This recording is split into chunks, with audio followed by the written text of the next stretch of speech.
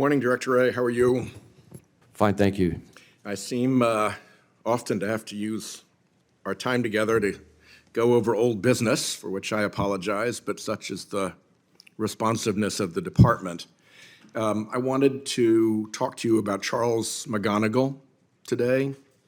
He's an FBI agent who is interesting in two respects. First, he's pleading guilty, or has pled guilty, to offenses regarding his undisclosed receipt of $225,000 from a foreign national, and he awaits sentencing for the crimes to which he pled coming up in February.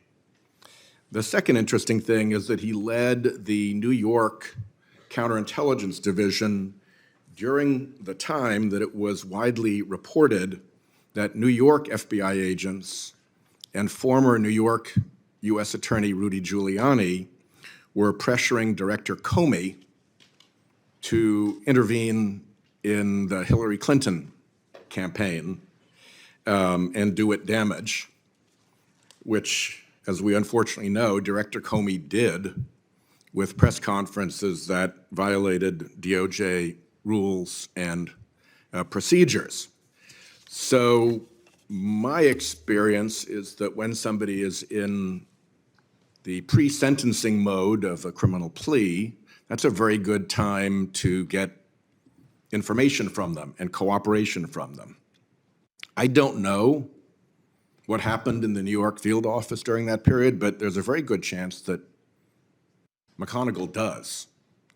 I'll put into the record three letters. One is me to Attorney General Garland, February 7th, asking about this. The second is Office of Legislative Affairs at DOJ back to me, giving something of an answer to this. And the third is a letter off DOJ's website reflecting the plea agreement between the Southern District of New York and the attorneys for Charles McGonigal. So at this point, what I asked in the letter was that somebody independent of the FBI take a look to see if there were FBI shenanigans during that period in that office. And I've received no confirmation that anything is going on. The plea agreement reflects no signal or sign of cooperation, which, as you know, is often a feature in plea agreements and sentencings. So there's no sign that he was asked to cooperate outside of the plea. I have been unable to determine whether or not the Inspector General is even eyeballing this to see if somebody independent from the FBI, somebody in the department, should take a look. What do you know of the status of this, and are you, would it make sense? Would it not make sense, let me put it that way, to have an independent set of eyeballs have a look at what McGonigal knows about what took place in that office at that time, while he is in this helpful position of being subject to sentencing? Well, Senator, I appreciate you raising the topic. So a couple things. First, our counterintelligence division, of course, are the people who identified McGonigal's wrongdoing, pursued it, arrested him, and are very focused on trying to determine, in all the ways you would imagine, what, if anything, he might have impacted through his misconduct. That's one. Second, there are, I think, two U.S. Attorney's offices involved, both New York, Southern District of New York, and I think the District of Columbia as well. So two cases that are pre-sentencing, and that his cooperation, if you will, could be potentially relevant to. And we are, I can tell you, I want to be a little bit careful how far I can go on this, but I will tell you we have involved the Inspector General as well. Because we, like you, want to make sure we understand the full scope of what Mr. McGonigal did and what he knows. So the DOJ Inspector General is involved? Or has been notified? It has been engaged with? Engaged. Yeah. Yeah. Okay, well, that's good to hear. Let's go back to 702 for a moment. I understand that 702, which was originally designed sort of for a counterterrorism purpose, has also been deployed against the international fentanyl trafficking apparatus. Is that correct?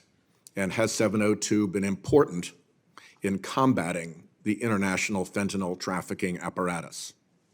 702 has been important in the fight against the scourge of fentanyl, more so, I would say, by our intelligence community partners, the CIA, for example, in their work overseas to pursue some of the foreign dimensions of the fentanyl crisis, which of course then have massive ramifications for communities all over the United States.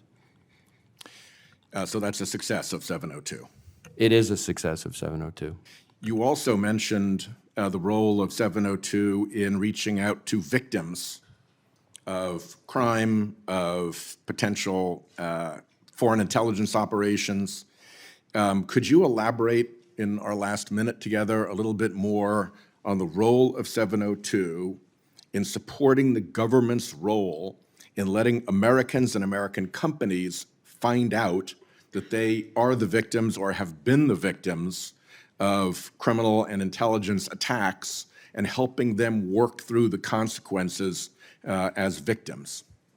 Well, in the short time we have, what I would say is 702, especially the ability to run queries on IP addresses, email addresses, things like that, is statistically right now the biggest place in which it's used is cyber attacks. So victims, overwhelmingly victims of Russian, Iranian, Chinese, others, cyber attacks here in the United States, 702 is what allows us to figure out which company is being targeted, maybe what the entry point is, where the bad guys are going, and allows us to then, armed with that information, rush out to those companies and alert them so that they can take steps to mitigate it before it gets potentially exponentially worse. And we find that there are a lot of instances where we're coming to companies who didn't even know they'd been breached yet, and if we hadn't had 702, both they and we would have been unwitting.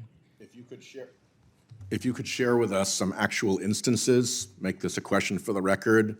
Obviously, you have to do some scrubbing to make sure that everybody's comfortable with the information being released.